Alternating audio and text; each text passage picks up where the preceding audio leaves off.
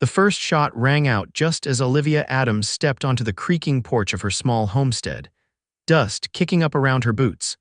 The late summer sun of 1872 bearing down on Jamestown, California with merciless intensity. She clutched her shawl tighter around her shoulders, not from cold but from fear, watching as Richard Thornton, her ex-husband, rode away on his stallion, his promise to return and take their children still hanging in the air like gunpowder after a shootout.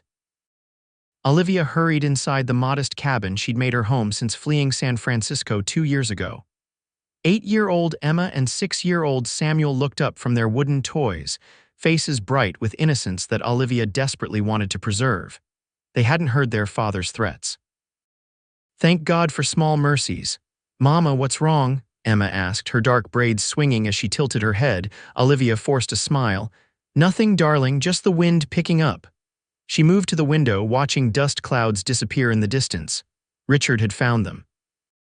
After all this time, all her careful planning, he'd tracked them to this small mining town tucked away in the foothills of the Sierra Nevada. She'd married Richard Thornton at 19, daughter of a San Francisco merchant who thought an alliance with the Thornton shipping business would secure his future. By 21, she had Emma.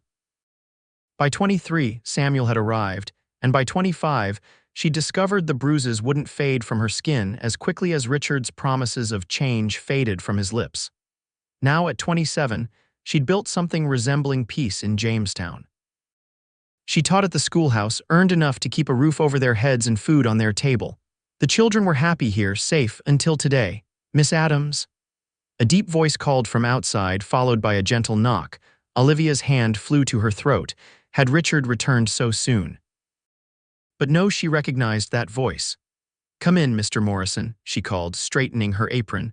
The door swung open, revealing Colton Morrison, tall and lean in his worn leather vest, cowboy hat in hand.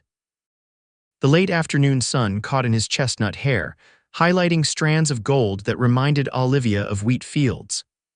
At 32, Colton had the weathered look of a man who spent his life outdoors, but his eyes remained the kind of eyes that crinkled at the corners when he smiled. "Hope I'm not intruding, madam," he said, nodding respectfully toward the children. "Just brought that fence post you needed for your chicken coop." Colton Morrison had arrived in Jamestown 3 months ago, taking over the struggling Triple M ranch from his late uncle. He'd quickly earned a reputation as a fair man, skilled with horses and generous with his time. When Olivia's chicken coop had nearly collapsed during the last storm, he'd offered to help rebuild it without a moment's hesitation. "Thank you, Mr. Morrison. You didn't have to trouble yourself." "No trouble at all." His eyes narrowed slightly as he took in her expression. "Everything all right, Miss Adams? You look like you've seen a ghost." Samuel ran to Colton, showing him a wooden horse he'd been playing with. "Mr. Morrison, look what I made." Colton knelt down, examining the crude carving with exaggerated interest. "That's mighty fine craftsmanship, Samuel. You've got a steady hand." Olivia watched them, her heart aching. Samuel needed a good man in his life, a proper example, not Richard, never Richard again. "Children," she said softly, "why don't you go gather eggs for dinner while I speak with Mr. Morrison?" Once they were out the door, Olivia's composure cracked. She sank onto a chair at her small table, hands trembling. "He found us." Colton set his hat on the table, concern etched across his features. "Who found you, Richard? My ex-husband?" The word still felt strange on her tongue. Divorce was scandalous, whispered about in corners, but she'd had no choice. Richard's violence had escalated, and one night when he'd turned his anger toward Emma, she'd known they would die if they stayed. "He says he's coming back for the children."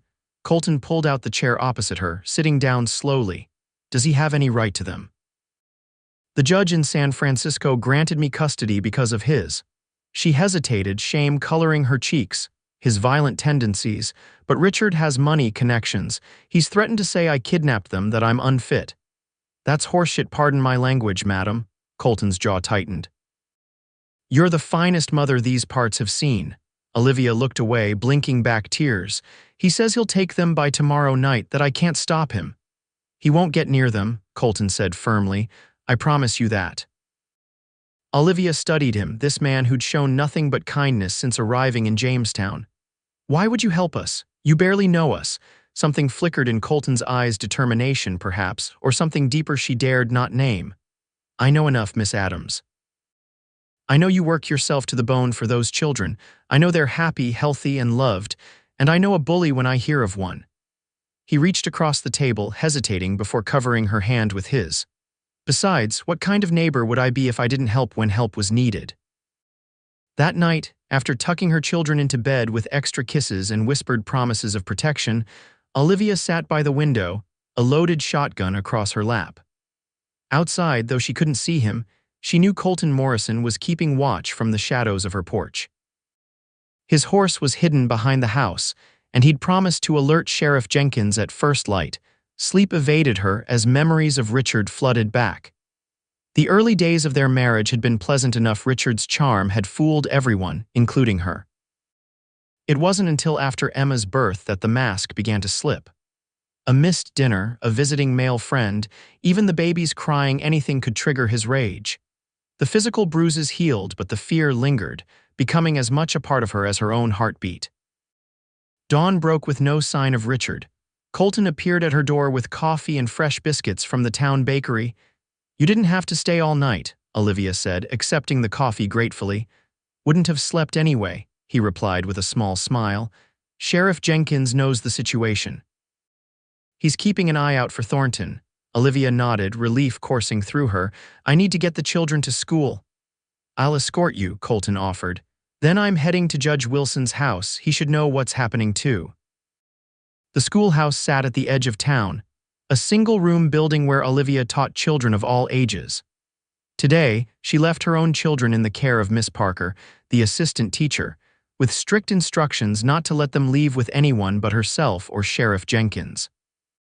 As she and Colton walked back toward town, she found herself studying his profile. The sun highlighted the strong line of his jaw, the straight nose, the faint scar above his right eyebrow. "How did you get that?" she asked impulsively, pointing to the scar. He touched it reflexively. "This. Breaking a wild Mustang when I was 20, she threw me right into a fence post." His lips quirked up. "Taught me a valuable lesson about patience." "You have plenty of that," Olivia observed. "I've watched you with the children." A hint of color touched his cheeks. "I like children. Always figured I'd have a passel of my own someday. No wife waiting back east." He shook his head. "Never found the right woman, or maybe I did, but the timing was wrong." His eyes met hers briefly before looking away. Life has its own plans sometimes. They had reached Main Street when Olivia spotted him, Richard Thornton, standing outside the general store, deep in conversation with Mr. Peterson, the town's most prominent businessman. Richard was dressed impeccably as always, his tailored suit a stark contrast to the dusty, practical clothes of the townspeople. Olivia froze, and Colton's hand immediately went to the small of her back, steadying her. "That's him," she whispered. Colton's expression hardened. "Let me handle this." "No," Olivia caught his arm. "Not here, not now. He's speaking with Peterson, probably trying to turn the town against me already." She tugged him toward a side street. "Let's go to Judge Wilson's house first, as you suggested." Judge Wilson was an older man with a reputation for fairness. His small house at the edge of town served as his office as well. He welcomed them in, listening intently as Olivia explained her situation, showing him the custody papers she'd brought from San Francisco. "These appear to be in order, Miss Adams," Judge Wilson said, examining the documents through his spectacles. "If Mr. Thornton wishes to challenge custody, he must do so through proper legal channels. He cannot simply take the children." "He doesn't care about legal channels," Olivia said, frustration edging her voice. "He cares about power, about winning." The judge nodded thoughtfully. "I understand. However, the law is clear. Your divorce decree from San Francisco granted you full custody due to documented evidence of Mr. Thornton's abusive behavior. Unless he can prove those circumstances have changed significantly or that you are now unfit, he has no legal standing." "He'll lie," Olivia said softly. "He'll fabricate whatever story serves him best. Then we'll need witnesses to counter his claims," Colton interjected.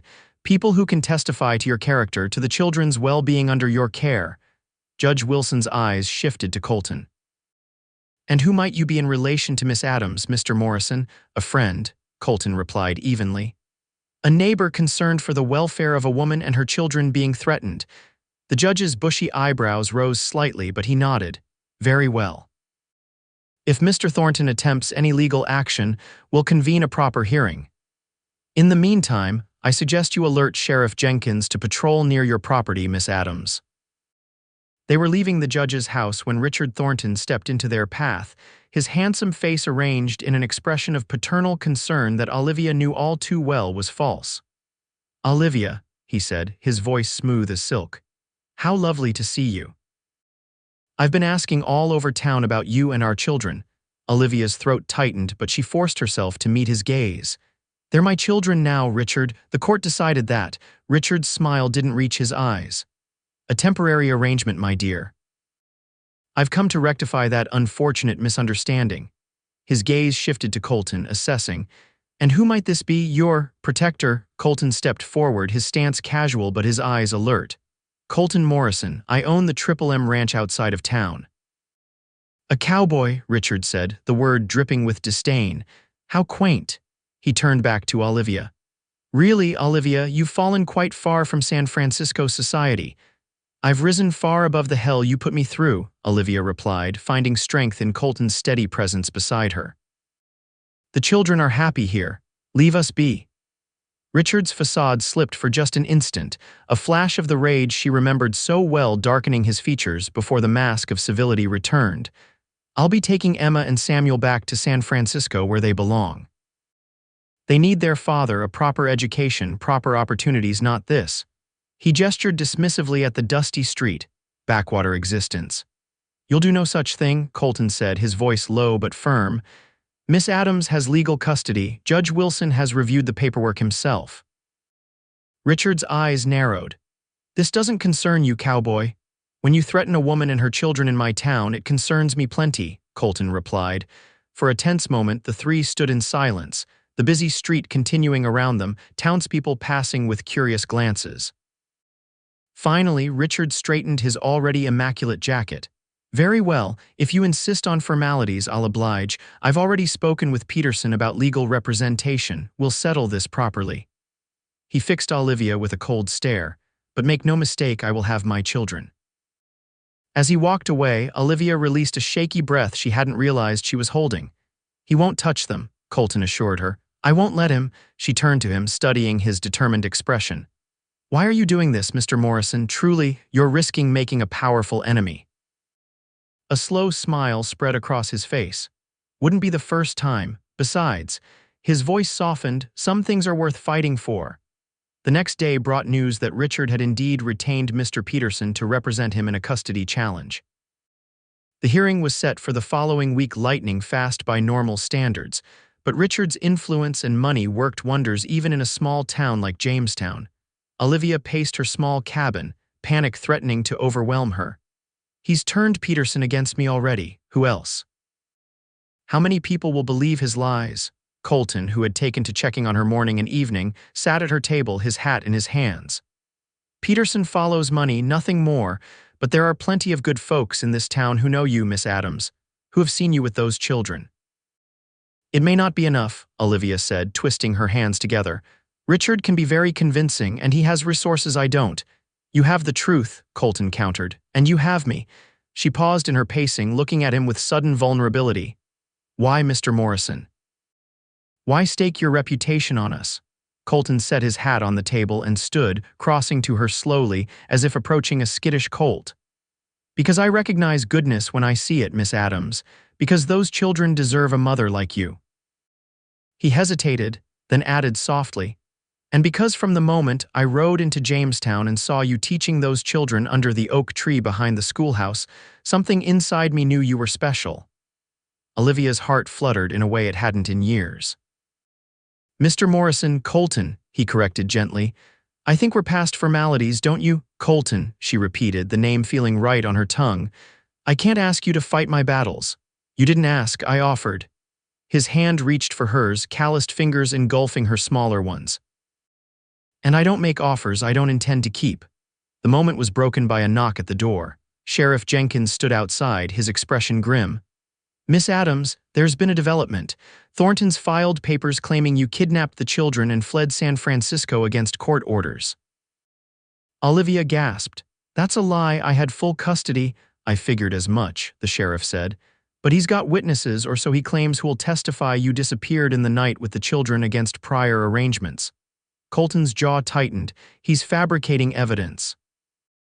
Most likely, Jenkins agreed, but it complicates matters. Judge Wilson wants to see you first thing tomorrow, Miss Adams. After the sheriff left, Olivia collapsed into a chair, despair washing over her. He's going to win, he always wins. Colton knelt beside her chair, taking both her hands in his. Listen to me, Olivia. Men like Richard Thornton only win when people are too afraid to stand against them, but you're not alone anymore. We'll fight him together. Looking into his earnest eyes, Olivia allowed herself to believe him, if only for a moment. The next morning, Judge Wilson listened gravely as Olivia explained how she'd fled San Francisco with the children after Richard had broken Emma's arm in a fit of rage, the final straw after years of abuse. The San Francisco judge granted me emergency custody, she explained, showing him the documents again. Richard was allowed supervised visits only, which he attended twice before declaring the arrangement beneath him. I moved to Jamestown 6 months later after saving enough money. I didn't kidnap my children, I protected them. Judge Wilson nodded slowly. I believe you, Miss Adams, but Mr. Thornton has brought serious allegations.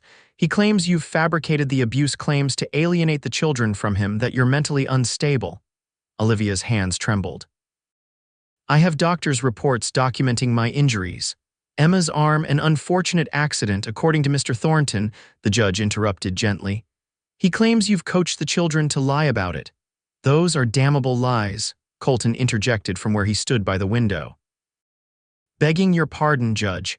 Judge Wilson regarded him thoughtfully. Mr. Morrison, while I appreciate your support for Miss Adams, you have no standing in this case. You didn't know the family in San Francisco, did you? No, sir, I didn't, Colton admitted. But I know character when I see it. Miss Adams is devoted to those children. They're thriving under her care. The hearing will proceed next Tuesday, Judge Wilson said after a moment. Miss Adams, I suggest you gather as many character witnesses as possible. Mr. Thornton has considerable influence, even here in Jamestown. Outside the judge's office, Olivia fought back tears. He's going to take my children. Colton's arm came around her shoulders, guiding her away from curious onlookers. He won't. We're going to build a case so strong that even Richard Thornton's money can't overcome it. Over the next 5 days, Colton Morrison became Olivia's champion. He spoke to everyone in Jamestown who knew her, the parents of her students, the shopkeepers who interacted with the children, the pastor who had seen the family every Sunday since they arrived. He rode to neighboring towns to track down a doctor who had treated Emma's broken arm shortly after they'd fled San Francisco, convincing the man to testify about the suspicious nature of the injury. Meanwhile, Richard Thornton established himself at the Jamestown Hotel, playing the role of the concerned father desperately seeking reunion with his beloved children. He donated generously to the church building fund, bought drinks for minors at the saloon, and spoke passionately about his desire to provide his children with the finest education money could buy in San Francisco. Opinions in town divided. Some were swayed by Richard's charm and generosity, while others who had known Olivia longer stood firmly behind her. The night before the hearing, Colton came to Olivia's cabin after the children were asleep. They sat on the porch steps, watching fireflies dance in the gathering darkness. Are you afraid? He asked softly. Terrified, she admitted, but also stronger than I was before you came along. He smiled at that. You were always strong, Olivia. You just needed someone to remind you of it. She turned to face him, moonlight silvering his features. Why did you really help us, Colton? The whole truth this time. He was silent for a long moment, contemplating the stars. When I was a boy, my mother suffered at my father's hands. Not unlike your situation, I imagine. He never touched me or my siblings. His violence was reserved for her alone. His voice grew rough with emotion. I was 14 when he beat her so badly she didn't wake up for 2 days. I swore then that if I ever had the chance to stop such a thing from happening to anyone else, I would. Olivia's hand found his in the darkness. I'm sorry. Don't be. She found her courage eventually left him when I was 16, raised us on her own. He squeezed her hand gently. When I saw you that first day in Jamestown, teaching those children with such care despite the hardship in your eyes, I recognized something familiar. Then, as I got to know you. His voice softened. I found myself admiring more than just your courage. Heat rose to Olivia's cheeks. Colton, you don't need to say anything, he assured her. I know your focus is on the children as it should be. I just want you to know that whatever happens tomorrow, you're not facing it alone. Impulsively, she leaned forward and pressed a kiss to his cheek, lingering for just a moment before drawing back. Thank you. His eyes, when they met hers, held something that made her heart race. Hope, perhaps. Or possibility. Morning arrived too quickly. Olivia dressed carefully in her best dress, a simple blue cotton that highlighted her eyes. She arranged the children in their Sunday clothes, explaining again that they would need to be on their best behavior in the judge's office. Will Papa take us away? Samuel asked, his small face pinched with worry. Olivia knelt before him. No, my love, I won't let that happen. I don't want to go with him, Emma said firmly. He hurts people. I know, sweetheart. Olivia smoothed her daughter's hair. Today you might have to answer some questions about your father. Just tell the truth exactly as you remember it. A knock at the door revealed Colton, dressed in a clean white shirt and dark vest, his usual cowboy hat replaced by a more formal one. He'd even trimmed his beard. The sight of him, cleaned up and dignified for her sake, brought unexpected tears to Olivia's eyes. You look mighty fine, Miss Adams, he said softly. Children, you're as handsome as I've ever seen you. Samuel ran to him, wrapping small arms around his legs.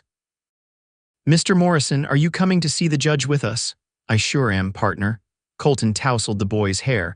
I'll be right there the whole time. The town hall had been arranged for the hearing, with Judge Wilson presiding from behind a large oak desk. Richard Thornton sat at one table with Mr. Peterson, both in expensive suits that seemed to emphasize the class distinction between them and Olivia, who sat alone at the opposite table. Colton settled in the row directly behind her, close enough that she could feel his reassuring presence. The proceedings began formally, with Richard's attorney presenting their case first. Mr. Peterson painted a picture of a wealthy, devoted father whose children had been stolen by a mentally unstable woman who had fabricated abuse, claims to escape a marriage she simply found confining. Mr. Thornton can provide these children with advantages Miss Adams cannot hope to match, Peterson concluded. The finest schools, cultural opportunities, financial security, all the things a father wishes for his offspring. When it was Olivia's turn to speak, she rose on shaky legs. She had no attorney, she couldn't afford one, and the only lawyer in Jamestown besides Peterson was away on business. I stand before you not as Miss Adams the schoolteacher, she began, her voice gaining strength as she spoke, but as a mother who has done everything in her power to protect her children from harm. The harm that came from the very man who now claims to have their best interests at heart. She described the escalating abuse, Richard's unpredictable rages, the terror of living under his roof. She produced the medical records she'd carefully preserved, showing a pattern of injuries that no clumsy woman could possibly have inflicted on herself. I did not steal my children, she said firmly. I saved them, and I will not apologize for it. Witnesses came forward on both sides. Richard produced business associates who testified to his upstanding character and generous nature. Olivia brought forward parents of her students who spoke of her dedication as a teacher.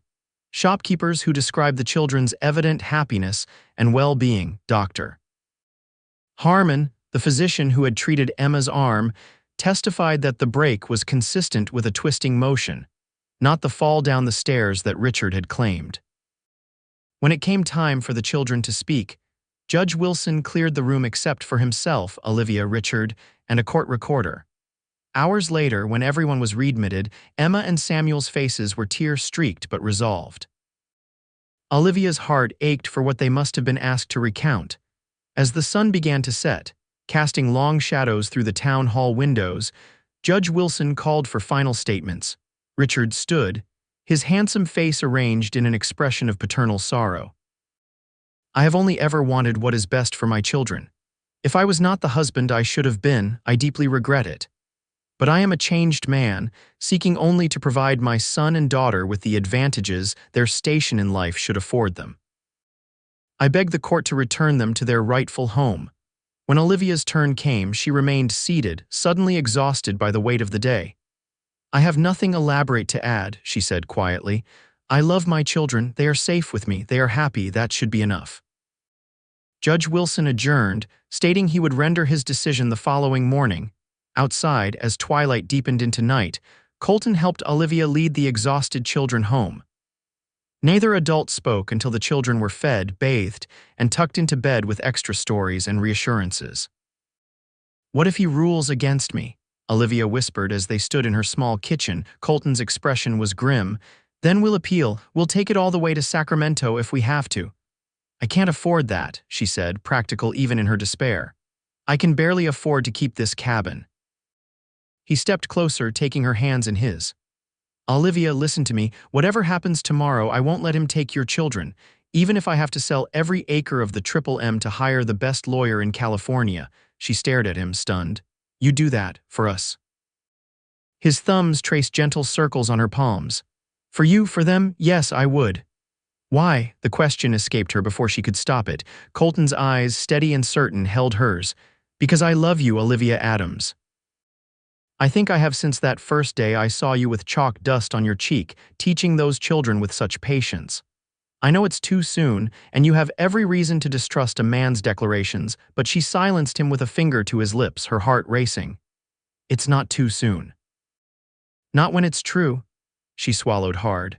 I think I've been falling in love with you since you fixed my chicken coop in the rain and refused to take a penny for it.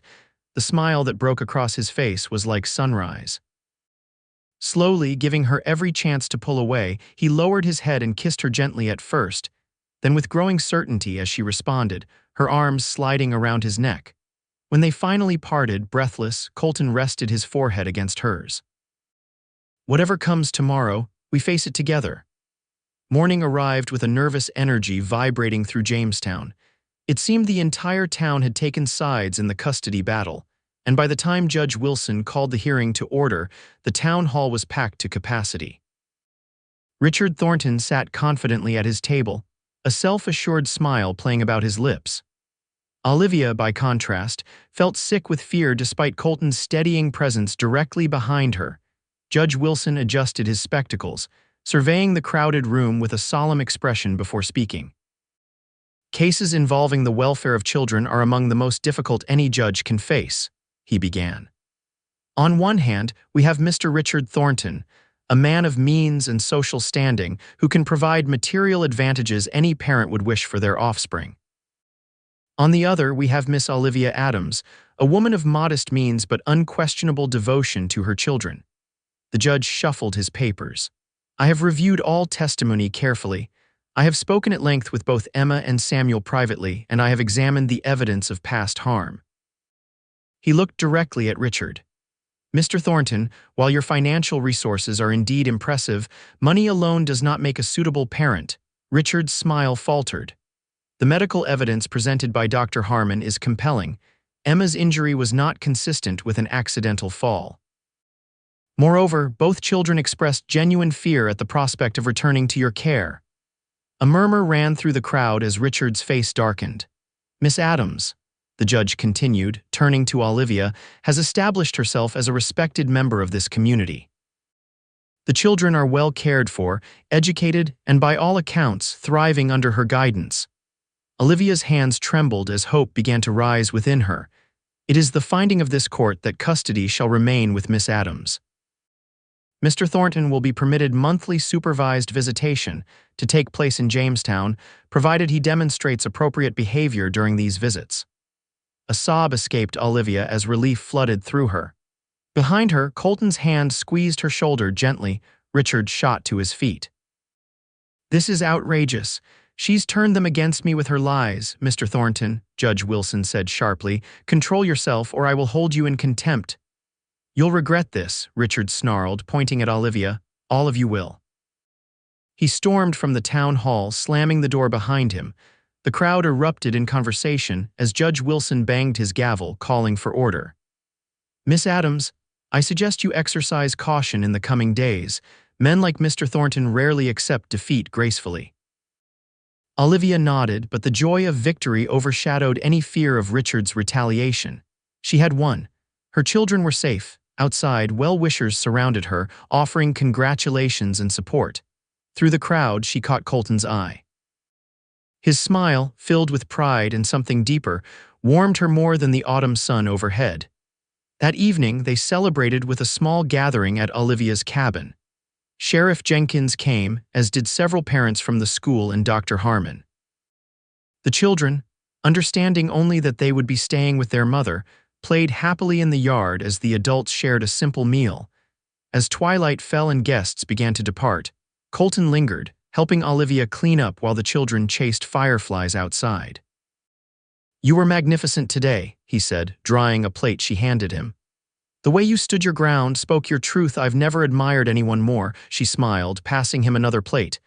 "I couldn't have done it without you. Your support gave me strength I didn't know I had." "You've always had that strength," he countered. "I just reminded you of it." Their hands met over the dishwater, and Olivia felt a surge of something powerful, not just attraction or gratitude, but a bone-deep certainty that this man, this moment was right.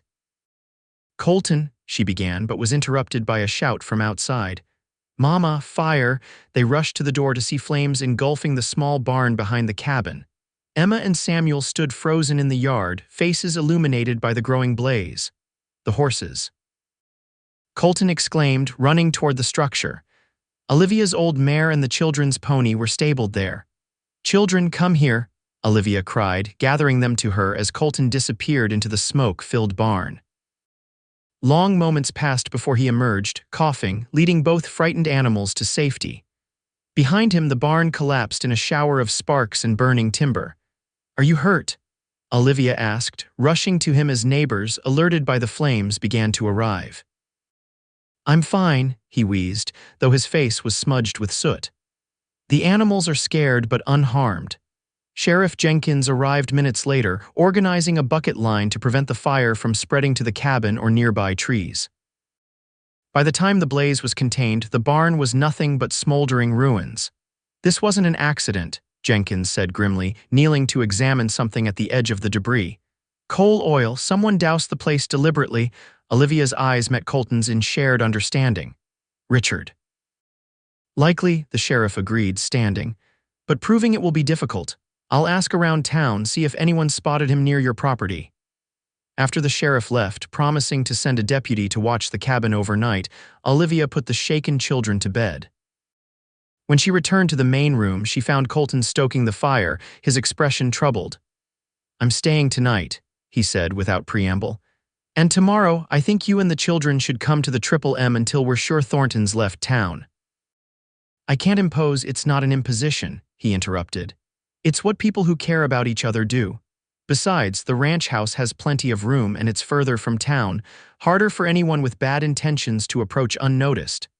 Olivia sank into a chair, suddenly overwhelmed. "He won't stop, will he, even with the court's decision?" Colton knelt before her chair, taking her hands in his. "He'll stop because we'll make him stop, together." He squeezed her fingers gently. "Olivia, when I said I love you, I meant it with everything I am. I want to protect you and the children, not because you need protecting, but because loving someone means standing beside them through whatever comes."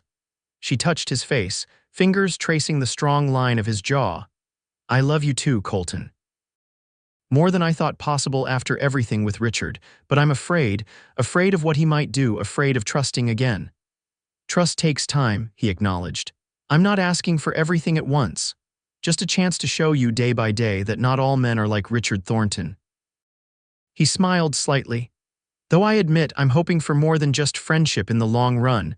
"What are you hoping for?" she asked softly. His eyes held her steadily. "A life together, you, me, the children. A family," the word resonated in Olivia's heart. Family. Something she'd tried and failed to build with Richard, something she'd protected fiercely with her children. The possibility of expanding that circle to include Colton, it was both terrifying and exhilarating. "I'd like that," she whispered. "Someday." His answering smile was like sunshine breaking through clouds. The next morning, Olivia and the children moved temporarily to the Triple M Ranch. The main house was larger than Olivia's cabin with 4 bedrooms and a spacious kitchen. Colton's housekeeper, Mrs.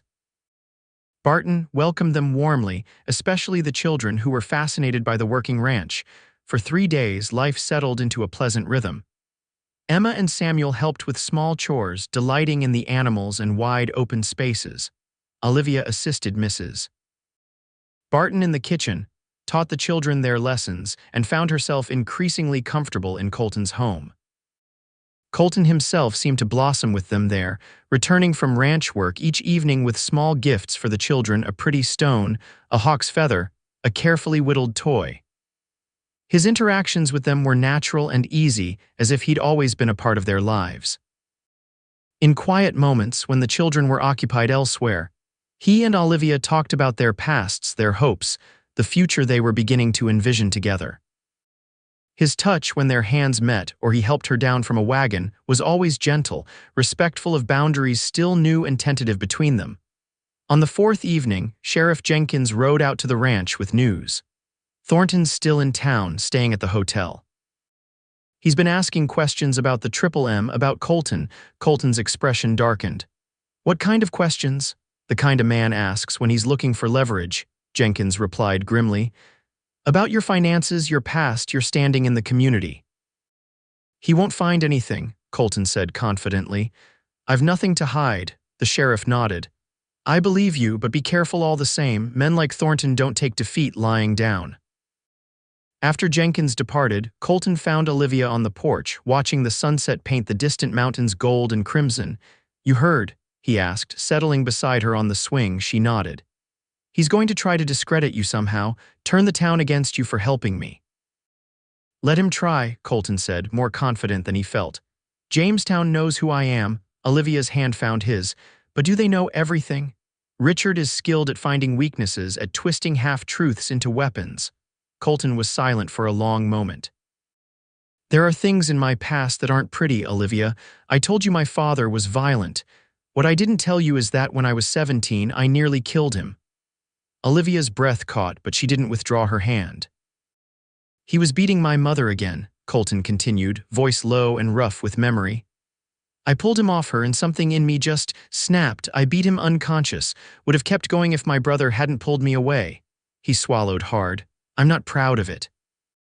Violence answering violence is never the right answer, but I was a boy, scared and angry, watching the woman I loved most in the world suffer.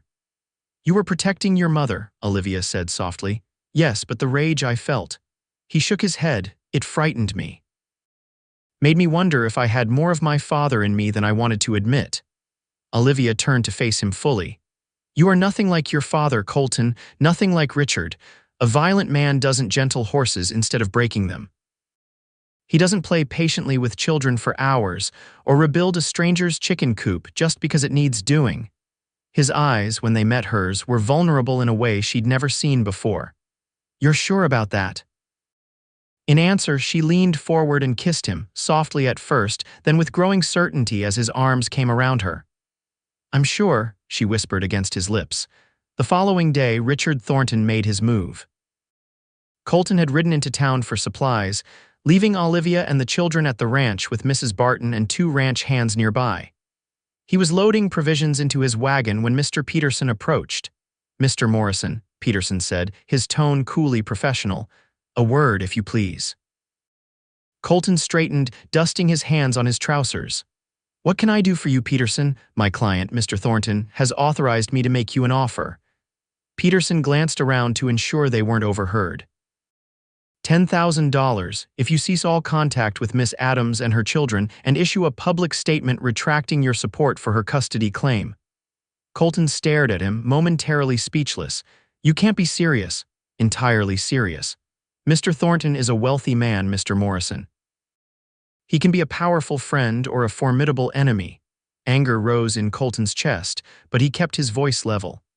You can tell your client that there isn't enough money in California to make me abandon Olivia and those children, Peterson sighed. I expected as much. In that case, Mr. Thornton wished me to inform you that he's learned some interesting details about your past. Your father's death, for instance, quite convenient timing, wasn't it? Just weeks after that violent altercation between you, cold dread washed over Colton. His father had died of apoplexy 6 weeks after their fight, a natural death, according to the doctor, but there had been whispers in their small Kansas town that the beating had contributed to it. "Are you threatening me, Peterson?" "Simply conveying information," the lawyer replied smoothly. "Mr. Thornton has resources to uncover all manner of buried secrets. He's already wired associates in Kansas for further details." Colton stepped closer, his voice dropping to a dangerous whisper. "You tell Thornton that if he wants to destroy me to get to Olivia, he'll have to do better than dredging up old gossip. My father died of apoplexy after years of heavy drinking. Any doctor will confirm it wasn't related to our fight." "Perhaps," Peterson conceded. "But mud sticks, Morrison, especially in small towns like this. By the time the truth comes out, your reputation might be beyond repair." He tipped his hat. "Good day." Colton watched him walk away, fury and fear battling within him. He knew Richard was desperate, grasping at straws, but the threat wasn't empty. A whisper campaign about his past could damage his standing in Jamestown, potentially weakening his ability to support Olivia in any further legal battles. He finished loading his supplies quickly, eager to return to the ranch to Olivia. He needed to warn her about this latest development. Halfway back to the Triple M, a rider approached from the opposite direction, pushing his horse hard. Colton recognized one of his ranch hands, Miguel. "Mr. Morrison," Miguel called, reining in sharply. "Come quick, there's trouble at the ranch. Thornton's there." Colton's blood ran cold. "The children, Miss Adams, inside the house with Mrs. Barton. We've got men watching all the doors, but Thornton's got 2 hired guns with him. They're demanding to speak with you." Colton lashed the wagon horses into a gallop, the supplies forgotten as they raced toward the ranch. By the time they arrived, a tense standoff had developed in the yard. Richard Thornton and 2 rough-looking men waited on horseback, while Colton's ranch hands formed a protective line between them and the house. Colton leapt from the wagon, hand resting on the pistol at his hip as he approached. "You're trespassing, Thornton," Richard smiled coldly. "Just paying a social call, Morrison. Thought I'd visit my children." The court was clear, supervised visits only, arranged in advance. Colton's eyes flicked to the armed men flanking Richard, and without armed escort. "These gentlemen are for my protection only," Richard said dismissively. "A man in my position can't be too careful, especially around those with violent tendencies." His smile widened. "I've been learning quite a lot about you, Morrison. Your father's unfortunate demise, for instance." "If you're here to threaten me with ancient history, you're wasting your time," Colton replied evenly. "Now get off my land before I have my men remove you." Richard's expression hardened. "I want my children, Morrison. One way or another, I'll have them." "They're not yours anymore," Colton said. "The law has spoken. Laws can be changed. Judges can be persuaded." Richard leaned forward in his saddle. "Or accidents can happen, like that unfortunate fire at Olivia's barn." The admission of guilt was delivered so casually that Colton almost missed it. "You just confessed to arson, Thornton." "Not wise," Richard shrugged. "Your word against mine, and soon your word won't count for much in Jamestown, not when people learn about your violent past, your father's convenient death." Behind Colton, the ranch house door opened. Olivia stepped onto the porch, her face pale but resolute. "That's enough, Richard." "Olivia, go back inside," Colton called, not taking his eyes off the mounted men. She ignored him, descending the steps. "I heard everything, Richard. Your threats, your admission about the fire. It's over. You've lost." Richard's handsome face contorted with rage. "I never lose, especially not to a woman who betrayed me, who turned my own children against me." "You did that yourself," Olivia replied steadily. "Every time you raised your hand to me, every time you made Emma cower in fear. They remember, Richard. They'll always remember." For a moment, tension crackled in the air like lightning before a storm. Then, with surprising suddenness, Richard's shoulders slumped. He looked older suddenly, defeated in a way Olivia had never seen before. "You've won then," he said flatly. "Keep them, perhaps it's for the best." Colton and Olivia exchanged incredulous glances. Was he giving up so easily? "But know this," Richard continued, his voice regaining some of its earlier edge. "I'll be watching. If there's ever a hint that they're not receiving the best care, the best opportunities, I'll be back." "They'll have everything they need," Colton said firmly. A safe home, education, and most importantly, love. Richard's gaze shifted between them, understanding dawning. So that's how it is, the school teacher and the cowboy, he laughed, a bitter sound. How quaint, how provincial. It's called happiness, Richard, Olivia said quietly. Something you never understood. Richard regarded her for a long moment, something unreadable in his eyes. Then he nodded curtly, wheeled his horse around, and rode away, his hired men following. Colton waited until they were out of sight before turning to Olivia, scanning her face anxiously. Are you all right? She nodded, though her hands trembled slightly. Do you think he's really giving up? I don't know, Colton admitted, but even if he isn't, we'll be ready. That night, after the children were asleep, Colton and Olivia sat before the fire in the ranch house parlor, processing the day's events. He threatened you with rumors about your father, Olivia said softly. Will that cause trouble for you in Jamestown? Colton sighed, leaning back in his chair. It might for a time. People love gossip, but the truth will come out eventually. What is the truth? She asked. About your father's death. Just what I told Peterson. He died of apoplexy 6 weeks after our fight. The doctor said it was the years of drinking that killed him, not the beating. Colton's eyes met her steadily. I didn't kill him, Olivia, though I won't pretend I mourned him much. She reached across the space between them, taking his hand. I believe you, and so will anyone who truly knows you. They sat in comfortable silence for a time, watching the flames dance in the hearth, their hands linked, a bridge between separate chairs. What happens now? Olivia finally asked. With us, I mean, Colton smiled, a slow, warm smile that reached his eyes. Whatever you want to happen. I meant what I said before. I love you, Olivia. I want a life with you and the children, but I can wait if you need time. She studied him in the firelight, this good man who had fought for her children, asking nothing in return, who had opened his home and his heart without reservation. I don't think I need more time, she said softly. These past weeks have shown me everything I need to know about you, Colton Morrison. Hope brightened his face. And what conclusions have you drawn? That you're the kind of man I thought didn't exist, patient, kind, strong without being cruel. She squeezed his hand. The kind of man I could love for a lifetime, the kind of man I do love. He moved then, abandoning his chair to kneel before hers, taking both her hands in his. Olivia Adams, I'm not a wealthy man like Richard Thornton. I can't offer you mansions or fine clothes or European vacations, but I can offer you my heart, my home, and my solemn promise to love you and your children until my dying day. His voice roughened with emotion. Would you do me the great honor of becoming my wife? Tears sprang to Olivia's eyes, not tears of sorrow or fear this time, but of joy, pure and unexpected. Yes, she whispered. Oh, Colton, yes. He gathered her into his arms then, kissing her with all the love and promise of their future together. 2 days later, Sheriff Jenkins rode out to the Triple M with news. Richard Thornton had left Jamestown, boarding the eastbound train with his hired men. According to the station master, he'd purchased tickets all the way to New York. You think he's truly gone? Olivia asked as they sat around the dinner table that evening. For now, at least, Colton replied. Jenkins says Peterson received a wire from San Francisco. Apparently some business crisis is demanding Richard's attention, more pressing than his custody battle, it seems.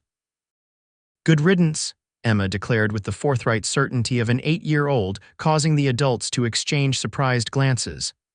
Emma, Olivia began cautiously, how do you feel about your father leaving? The girl considered for a moment, fork paused above her plate. Sad, I guess. But also relieved. Her young eyes held wisdom beyond her years. He wasn't nice to you, Mama, or to us sometimes. Samuel nodded solemnly. He scared me. Olivia's heart ached for her children, forced to understand harsh truths at such tender ages. I'm sorry you had to go through all of this. It's okay, Emma said, brightening. We have you, and now we have Mr. Morrison too. Colton smiled at the girl. You certainly do, Emma, always. Samuel looked between them, his brow furrowed in thought. Are you going to be our new papa? The directness of the question caught them off guard. Olivia glanced at Colton, who responded with gentle honesty. I would like that very much, Samuel, if it's all right with you and your sister. I've asked your mama to marry me, and she's said yes. The children's reactions were immediate and joyful. Emma clapped her hands in delight while Samuel abandoned his chair to throw his arms around Colton's neck. When? Emma demanded.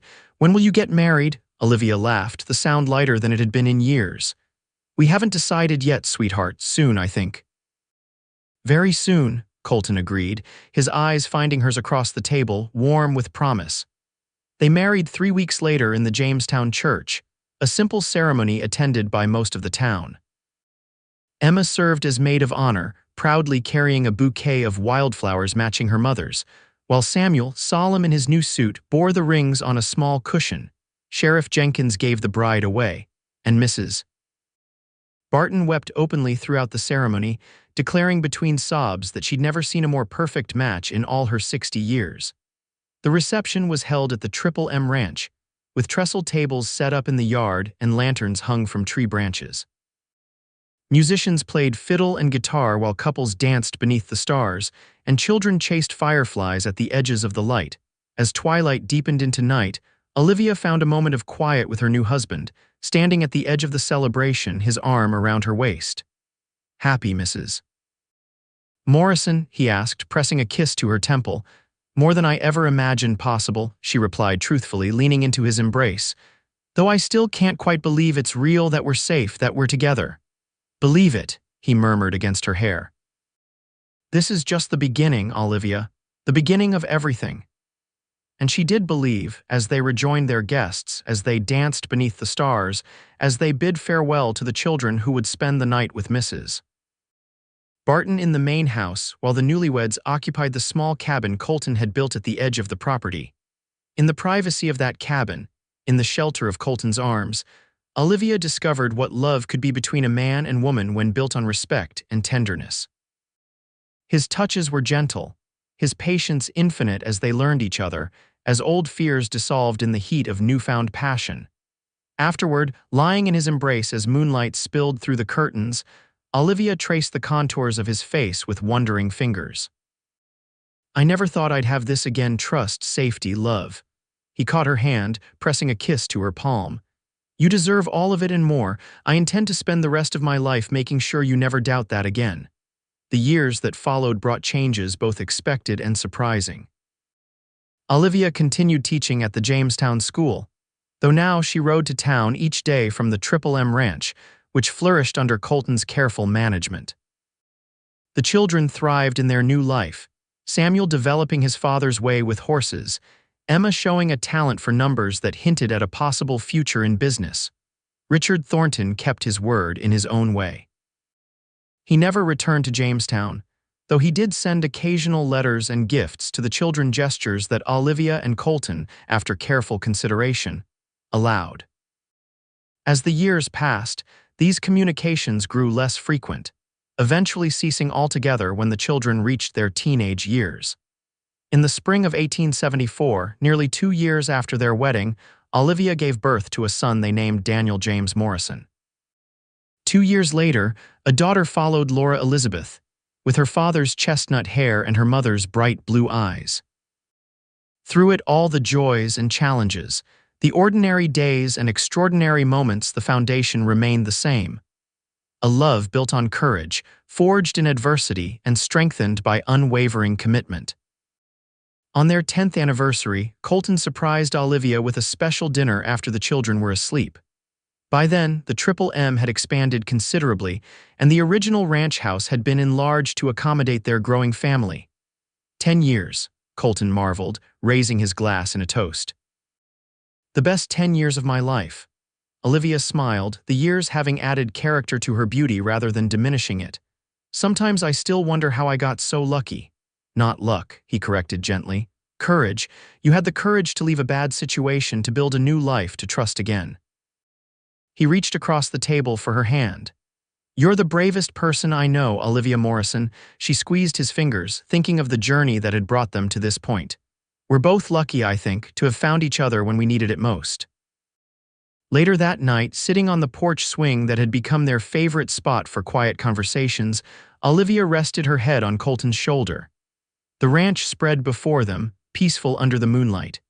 In the distance, the mountains stood sentinel against the star-filled sky. "Do you ever regret it?" she asked suddenly. "Getting involved in my troubles back then, it could have ended so differently." He tightened his arm around her shoulders. Not for a single moment, even if things had gone sideways, even if Richard had somehow won, I'd still have helped you. It was the right thing to do. He pressed a kiss to her hair, and falling in love with you was the most natural thing I've ever done. Olivia closed her eyes, savoring the security of his embrace, the steady rhythm of his heartbeat beneath her cheek. From the heartache of her first marriage had come the wisdom to recognize true love when it appeared. From the courage to leave had come the strength to build something new. I love you, Colton Morrison, she whispered, today and always. His answer was a kiss, as tender as their first, as passionate as their 100th, as promising as all those yet to come. In the years that followed, they weathered the challenges all families face: illnesses, arguments, the bittersweet passage of time as children grew and changed. Emma eventually married the son of Jamestown's banker and moved to Sacramento, though she visited often. Samuel took increasing responsibility at the Triple M, showing every sign of following in his stepfather's footsteps. Daniel and Laura grew into confident, kind-hearted young people who knew nothing but love and security. And through it all, the legacy of that long-ago custody battle remained not as a shadow over their happiness, but as a reminder of the power of courage, the strength of love, and the capacity of the human heart to heal, to hope, and to build anew from broken pieces. In Jamestown, the story became something of a legend: how a brave schoolteacher had stood against a wealthy ex-husband, how a cowboy with a heart of gold had fought for justice in a courtroom rather than with guns, how love had triumphed over power and money. Young couples facing their own trials would sometimes seek advice from Colton and Olivia, who gave it freely, along with this wisdom: that the strongest love often grows in the most unlikely places, nurtured by adversity rather than defeated by it. On cool evenings, even after 30 years of marriage had silvered their hair and lined their faces, Colton and Olivia could still be found on that same porch swing, hands linked, watching the sun set over the land they had cultivated together, both the physical acres of the Triple M and the rich, fertile ground of their shared life.